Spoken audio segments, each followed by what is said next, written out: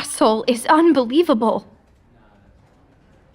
Amelia stood with so much fury that her chair fell to the floor. "So, if one day he's suddenly in the mood to be a dad, he expects me and my child to drop everything and move in with him? To what? Play house?" "It is a very spacious home, palatial even. You will not be disappointed with the setup. But you're getting ahead of yourself. That would only happen in the event that he decides he wants to step into the role of being the kid's father." Mr. Cortez's look of nonchalance made Amelia's blood boil. She glowered at him. "Is my child's father in the mafia? How do I know he's not some drug smuggler or black market dealer? I can't agree to a deal that might put my baby in danger." "My client's work is all legal and above board, but if it will give you peace of mind, I can add that to the contract." Amelia sat back down and narrowed her eyes, weighing the options. Did she really want to risk tying her and her child to this crazy mystery man for the next 18 years? However, she could use his financial support, since her father cut her off from keeping the baby. God forbid any complications arise with the pregnancy, how would she afford it all on her own? In her experience, her baby daddy had not done one decent thing for her yet. That probably meant the odds that he'd decide to take on the responsibility of being a full-time father would be low, right? Just then, a mischievous smile lit up Amelia's face. "You know what? You got yourself a deal. Because I hope he does come crawling back into his kid's life one day. That way, I'll finally learn who my baby's bastard father really is.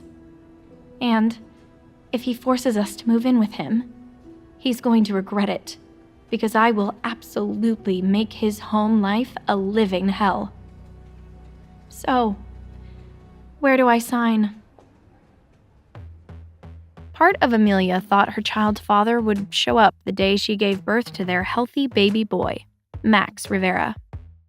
He was paying the hospital bills after all, so he had to know the time had come, right? But he never appeared.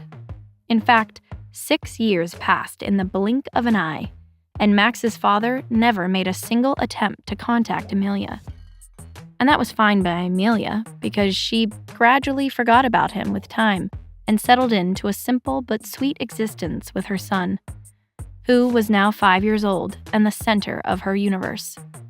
Even though her father cut her off, she remained in Miami to work on healing her relationship with her family for Max's sake.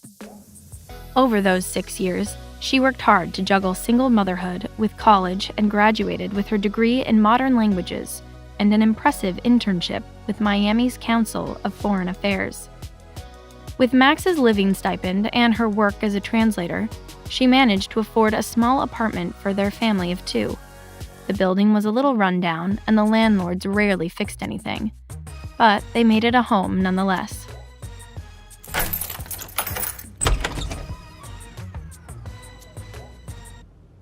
Amelia came home from her internship and excused the babysitter who had picked up Max from school. She smiled to see Max's cute, serious face on the couch. He was concentrating on his favorite TV network, CNN. Amelia shook her head, both proud and stumped to have mothered the only child who would watch a report on the U.S. military's spending for fun. She tossed a throw pillow at him, and he lit up.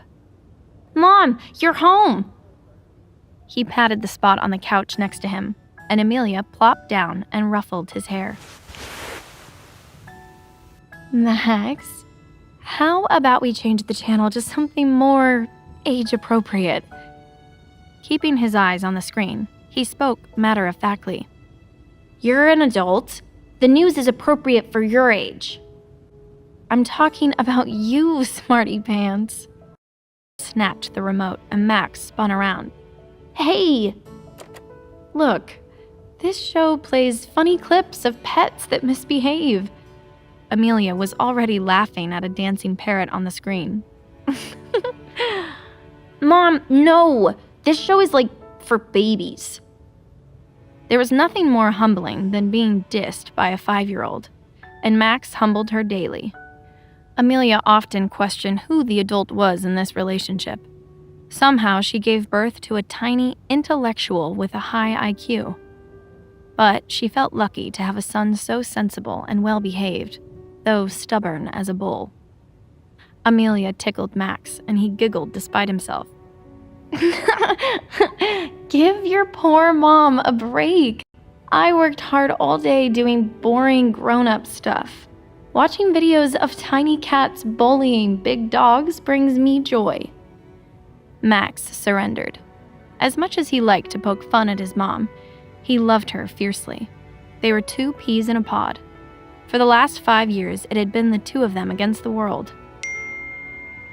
Just then, Amelia was interrupted by a notification on her phone. "Oh, shoot. The food delivery is downstairs." Max gasped in excitement. "You ordered ramen?" She winked at him. "Your favorite. I have to run down to grab these bags. Stay here and don't open the door for anyone." Max called out to her. "If the delivery man is handsome, ask him to be your boyfriend." "What? Then we would get all the free takeout we want." Amelia shook her head. This kid was obsessed with 2 things: food and his mother's dating life, the latter of which was non-existent. Between work and raising Max, she had no time for it. Amelia threw on some leggings and a hoodie, then hopped in the elevator to meet the delivery guy. Unfortunately, the elevator had other plans. It jolted and suddenly lost all power, leaving Amelia trapped. No, don't do this to me." She punched all the buttons and tried the call box, but nothing worked. Her phone didn't even have service due to the 4 steel walls that surrounded her. She started to panic. Hello? I'm in the elevator. Can anyone hear me?" 10 minutes passed, and Amelia's shouts for help went unanswered. She worried Max might get scared if she's not back soon. At that moment, she cursed her landlords for being such deadbeats when it came to maintaining the building.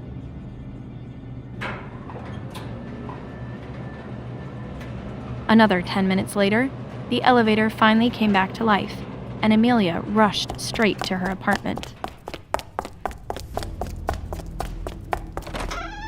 "Max, baby, I'm so sorry. Mom is back." Her stomach dropped when there was no sign of him. "Max?" Amelia looked in Max's bedroom, the bathroom, and the kitchen.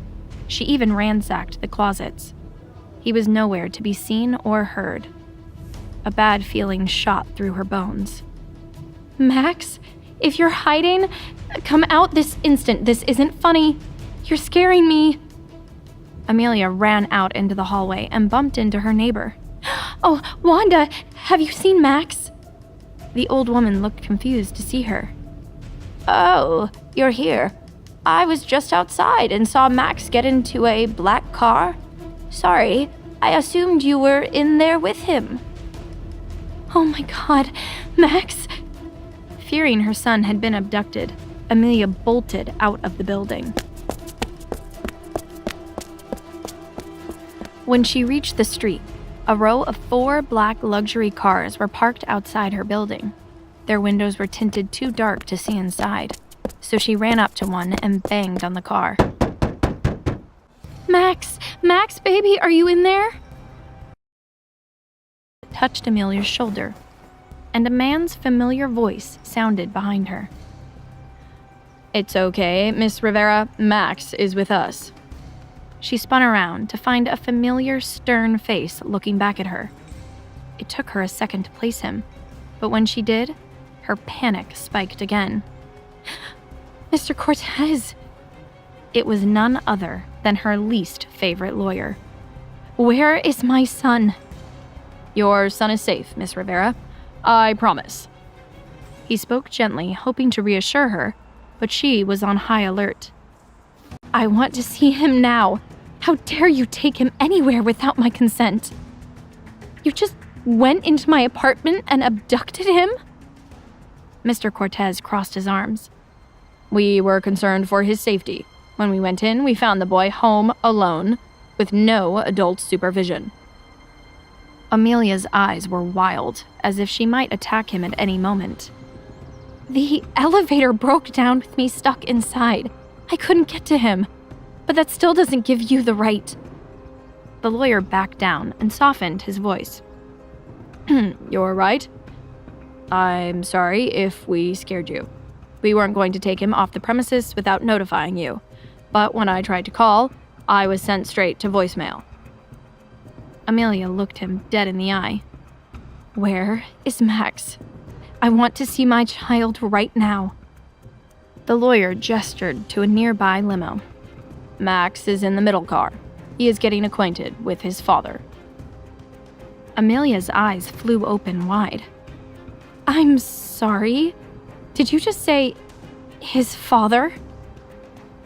She charged towards the car when a wall of bodyguards suddenly blocked her path. One of the guards spoke. Miss, please step back. We cannot clear you to approach the vehicle until you calm down. Amelia burned with fury. I will not calm down. You can't just take my child like that. Her mind was in chaos. She had always hoped Max's father would appear one day, just so she could slap the jerk and settle the score from 6 years ago. But she never thought he'd be so brazen as to do this. The worst part was the bastard had her son trapped in a car, and she still had no clue who the hell this man was. Little did she know his true identity would be something beyond her wildest dreams.